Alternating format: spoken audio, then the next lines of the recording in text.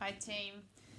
So I'm going to do a couple of one of my favourite books is Roald Dahl's Revolting Rhymes. So we're going to do two of these for Tyzack Time, the next couple of Tyzack Time assemblies, and then I'm going to go on to Danny, Champion of the World, as requested by on Class Dojos. So Snow White and the Seven Dwarfs. When little Snow White's mother died, the king, her father, up and cried, "Oh, what a nuisance, what a life! Now I must find another wife." It's never easy for a king to find himself that sort of thing. He wrote to every magazine and said, "I'm looking for a queen." At least 10,000 girls replied and begged to be the royal bride. The king said with a shifty smile, "I'd like to give each one a trial." However, in the end he chose a lady called Miss Macahose, who brought along a curious toy that seemed to give her endless joy. This was a mirror framed in brass, a magic talking looking glass. Ask it something day or night, it always got the answer right. For instance, if you were to say, "Oh mirror, what's for lunch today?"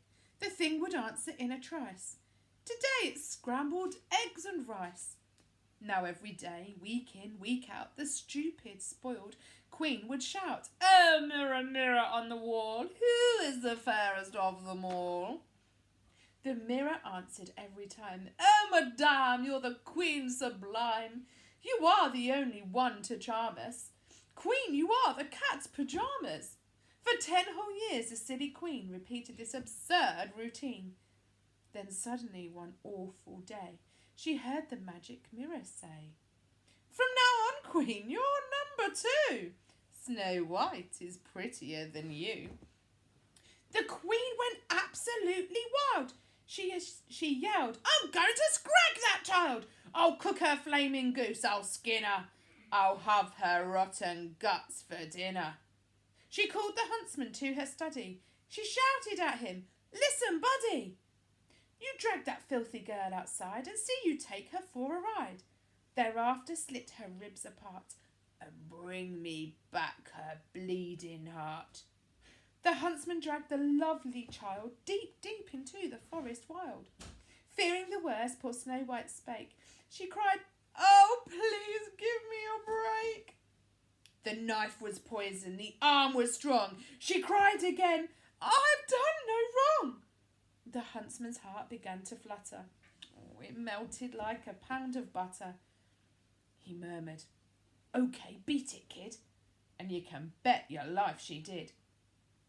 Later, the huntsman made a stop within the local butcher's shop, and there he bought, for safety's sake, a bullock's heart and one nice steak.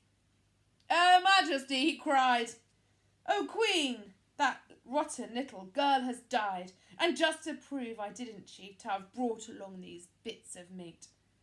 The Queen cried out, "Bravissimo! I trust you killed her nice and slow." Then, this is the disgusting bit, the Queen sat down and ate the heart. I only hope she cooked it well. Boiled heart can be as tough as hell. While all of this was going on, oh where had Snow White gone? She found it easy, being pretty, to hitch a ride into the city. And there she'd got a job, unpaid, as general cook and parlour maid, with 7 funny little men, each one not more than 3'10". Ex-horse race jockeys, all of them. These 7 dwarfs, though awfully nice, were guilty of one shocking vice. They squandered all of their resources at the racetrack backing horses. When they hadn't backed a winner, none of them got any dinner. One evening, Snow White said, "Look here, I think I've got a great idea. Just leave it to me, okay? And no more gambling till I say." That very night at eventide, young Snow White hitched another ride, and then, when it was very late, she slipped in through the palace gate. The king was in his counting house, counting out his money. The queen was in the parlour, eating bread and honey. The footman and the servants slept, so no one saw her as she crept on tiptoe through the mighty hall and grabbed the mirror off the wall. As soon as she had got it home, she told the senior dwarf, or gnome, to ask it what he wished to know. Go on, she shouted, have a go. He said, Mirror, please don't joke.